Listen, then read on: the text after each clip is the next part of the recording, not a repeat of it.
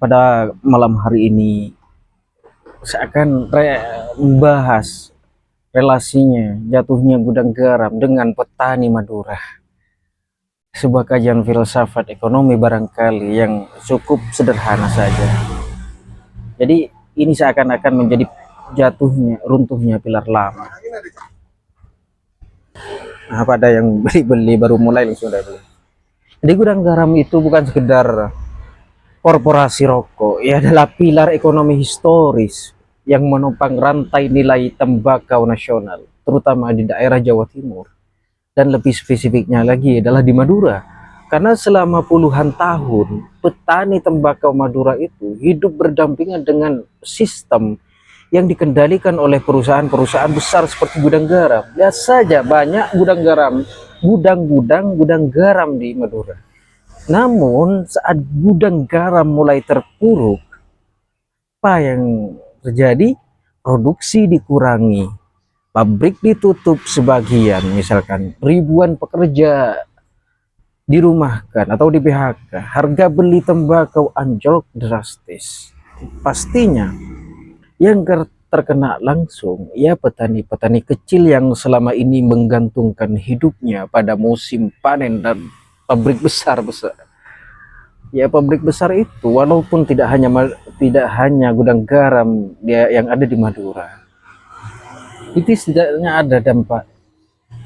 Jadi relasi produksi antara feudalisme modern dan ketergantungan struktural ini itu dari perspektif filsafat Marxian ya, relasi antara gudang garam dan petani tembakau adalah contoh relasi produksi timpang.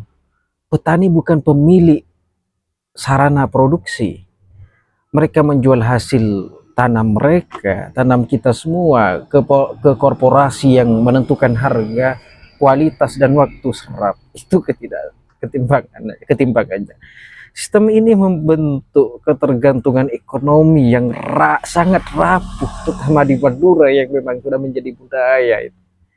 Jadi dalam sistem ini petani Madura seolah merdeka, tapi pada kenyataannya mereka hidup di bawah bayang-bayang pasar yang dikendalikan dari pusat. Jadi kejatuhan gudang garam menunjukkan bahwa ketika kapital besar runtuh, yang pertama runtuh bersamanya adalah kelas produksi paling bawah, yakni petani tembakau, terutama petani tembakau Madura. Jadi resiko ketika monokultural menjadi jarak, petani Madura terutama telah lama diarahkan baik oleh kebijakan maupun tradisi untuk menggantungkan hidup pada tembakau. Itu persoalannya. Sebagai tanaman utama orang Madura, inilah yang disebut oleh Ulrich Beck itu dalam risk society sebagai ketergantungan terhadap sistem resiko tunggal. Tembakau sama dengan penghasilan, tembakau sama dengan budaya, tapi juga tembakau adalah jebakan bagi orang-orang Madura. Seperti itu. Apa ada yang beli? Tadi ada yang beli. Jadi saat pabrik utama seperti gudang garam goyah, tidak ada jalur alternatif bagi petani, tak ada diversifikasi pertanian, tak ada infrastruktur dukungan, mereka terjun bebas ke dalam jurang harga tanpa penyangga seperti itu. Karena ada yang beli lagi tuh.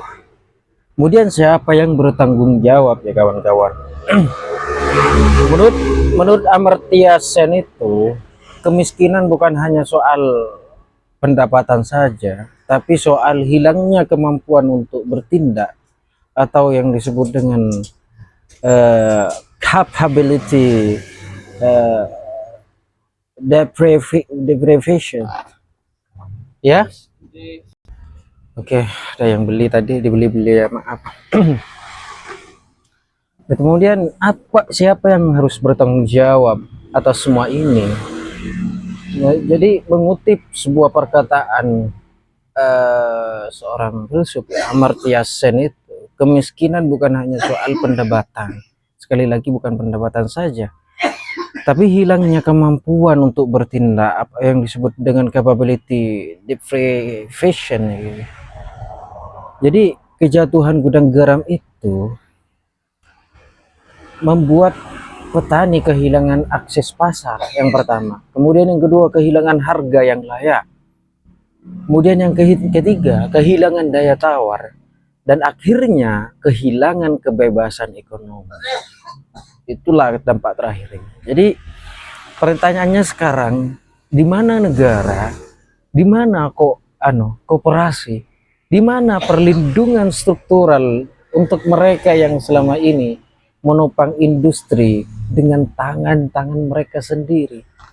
Jadi filsafat ekonomi itu menuntut kita bertanya, selalu bertanya, apakah sistem ini adil ketika keuntungan diserap pusat, tapi kerugian dibebankan ke pinggiran?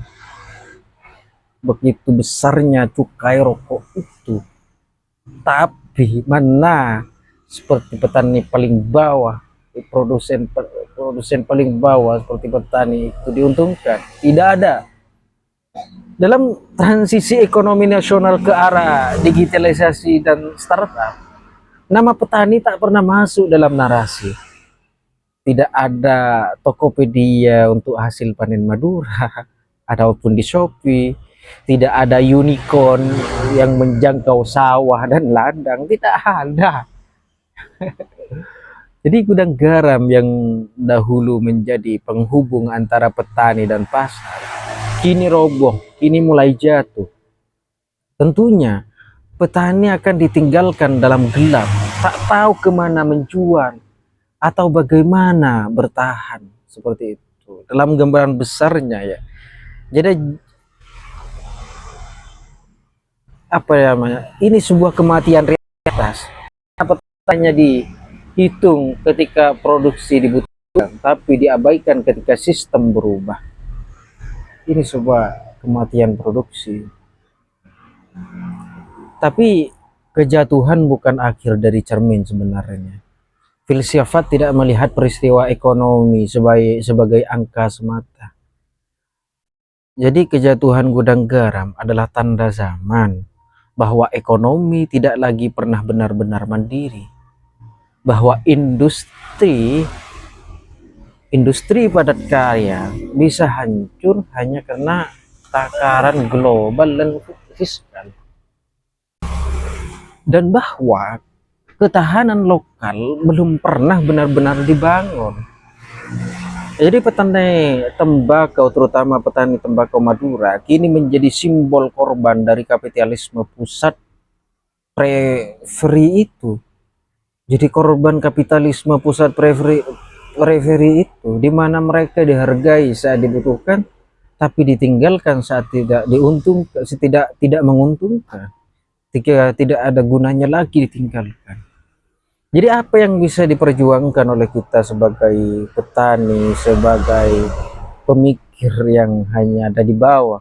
Jadi filsafat ekonomi itu mengajak kita merenung, bukan sekedar mencatat pada saat ini.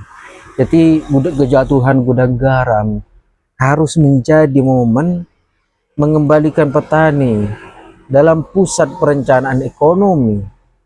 Itu yang harus dipikirkan oleh Pak Prabowo sebenarnya. Kemudian membuka akses digital dan koperasi distribusi lokal, menolak sistem harga tunggal dari pusat, dan membangun ekonomi agraria yang berdaulat dan adil. Dan alhamdulillah itu ada dalam programnya Pak Prabowo saat ini.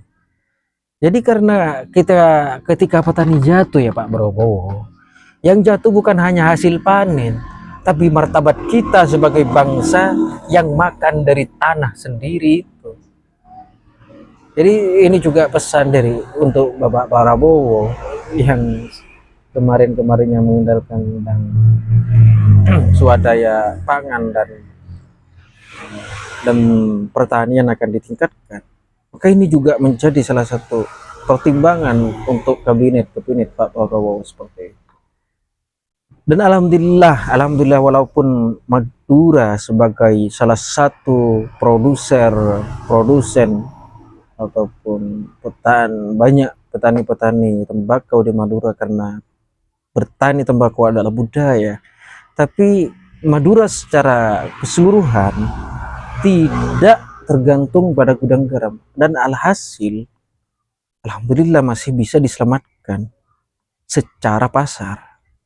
Tapi kalau persoalan yang tidak bisa dikendalikan oleh manusia seperti cuaca yang saat ini memang sudah tidak menentu, bahkan PMKG itu memprediksikan cuaca nimur istilahnya, kalau kata-kata orang Madura itu nimur ataupun kemarau hanya 3 bulan saja, dan itu akan berdampak sekali terhadap pertanian tembakau. Makanya setidaknya ada pemerintah yang mencoba melihat ini, mengembalikan status petani ini di jenjang yang paling atas, yang sebenarnya paling bawah harus diletakkan di paling atas dalam prioritas kenegaraan dan kebangsaan. Karena sebenarnya dari mereka lah swadaya pangan akan tercapai.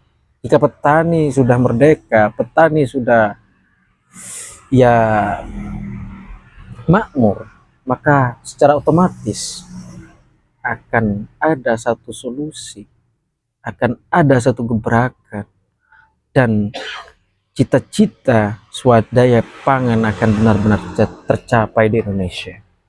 Oke, demikian dulu untuk video kali ini agar tidak terlalu panjang dan takutnya bertele-tele.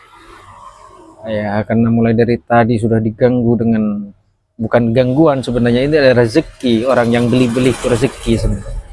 Tapi untuk membuat video ya jadi tersendat-sendat ini ya. Demikian dulu akhirnya. Wassalamualaikum warahmatullahi wabarakatuh. Semoga ini menjadi manfaat, semoga ini menjadi barokah. Allah barik fiik, amin ya rabbal alamin. Assalamualaikum warahmatullahi wabarakatuh.